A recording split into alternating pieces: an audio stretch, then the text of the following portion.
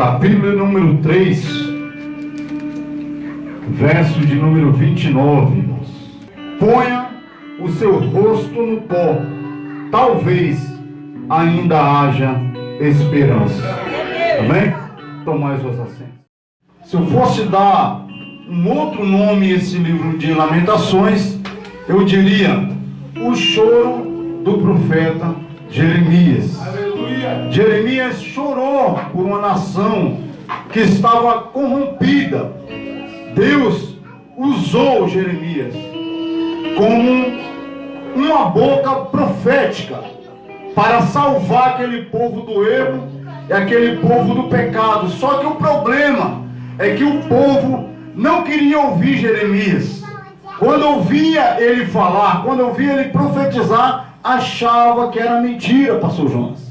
Porque tudo que ele dizia era da vontade de Deus e não da vontade do povo. O que Jeremias falava era o que Deus queria para a nação de Israel. E por isso Jeremias, às vezes, mal entendido, ele chorava, porque o povo não queria ouvir a sua voz. E eu, vendo aqui, quando Deus fala para nós, ponha o rosto no pó, talvez ainda haja esperança. Veja que Deus aqui, ele fala, se você colocar o seu rosto no pó, ele ainda vai ver que se há esperança. Quando Deus chega para Jonas, que tinha o cargo de profeta, e profeta não faz a sua vontade, profeta faz a vontade de Deus. Profeta luta para fazer a sua vontade, mas é Deus que ordena e ele faz. Quando Deus dá mensagem para Jonas, falando para ele ir a Nínive, para pregar para aquele povo que estava também totalmente pecador. A Bíblia diz que Deus ordena Jonas ir até lá pregar, só que o medo consumiu o coração de Jonas. A Bíblia vai dizer que quando Jonas ouve a voz de Deus dizendo, vai até a Nínive pregar a minha palavra e dizer para aquele povo se arrepender, ele tem medo. Só que a Bíblia fala que ele foge. Se a gente for ver bem, todos os pregadores falam que Jonas é fujão. Vou desmistificar isso aí, Jonas. Jonas teve medo porque, presta atenção, Jonas sabia que Deus era um Deus misericordioso. É Deus. Jonas sabia, se ele profetizasse e não acontecesse, o povo ia achar que ele era mentiroso. Jonas viu seus familiares morrerem nas mãos dos ninivitas. Que os ninivitas, pastor Jonas, violentavam as mulheres. Vou falar mais bonitinho aqui porque tem criança. Violentavam as mulheres, matavam homens, mulheres e crianças, arrancavam seus órgãos e comiam. Esse era o povo ninivita.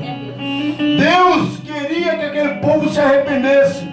Jonas teve medo de ir até lá pregar, porque Deus poderia se arrepender do mal que tinha dito. E Deus, a Bíblia vai dizer em Números 23:19, que Deus não é homem para que minta, nem filho do homem para que se arrependa. Se Deus prometeu na sua vida, levanta a mão. Deus prometeu na sua vida, Ele vai cumprir tudo que Ele falou. A Bíblia vai dizer que Jonas foge, pega um barco, um navio, você conhece a história, e desce até o porão e vai dormir. Quem dorme no meio da tribulação? A Bíblia vai dizer que ele está dormindo agora num sono profundo. Aí Deus me revelou no coração, já passou Jonas, que Jonas estava acostumado com a prova, irmãos. Não se movia para mais nada, não orava mais, não buscava mais. Quando a prova vinha, ele não fazia nada. Ele já tinha se acostumado com aquela situação. Aí a Bíblia vai dizer que por causa que Jonas fugiu da sua presença, Deus mandou um vento forte e a tempestade. O vento vem algumas vezes por desobediência da obra de Deus. Verdade, Senhor. O vento vem quando a gente não aceita a repreensão de Deus. O vento vem quando a gente decide parar. O vento vem. Você já ouviu várias vezes essa pregação, quando os discípulos, Deus ordena os discípulos subir no barco e diz, atravesse para o outro lado. Só que a ordem de Jesus para os discípulos é dizer assim, vocês têm que subir no barco. Ele não disse, se vocês quiserem, fiquem no barco, não. Ele falou bem assim, subam no barco e atravessem para o outro lado. A ordem dele era o quê? Vocês vão chegar do outro lado, não importa o que vai acontecer no meio, não importa o que vai acontecer no início, eu vou ajudar vocês a chegarem do outro lado. Aquilo é isso, pastor Jonas, que o discípulo sobe, e quando chega no meio, aí, irmãos, é sempre no meio que acontece alguma coisa, pra gente parar, pra gente desistir, pra gente pensar, Deus, até aqui eu vim, agora não consigo mais. Deus está dizendo, eu vou renovar suas forças. Não consegue mais? Dobre o joelho, ore, bota a cara no pó. A Bíblia vai dizer que vem de novo a tempestade, como a gente já falou. Começa a bater na embarcação. Eles ficam apavorados. E quem vem andando sobre as águas, irmão? Jesus vem socorrer o povo que está passando a tribulação, irmãos.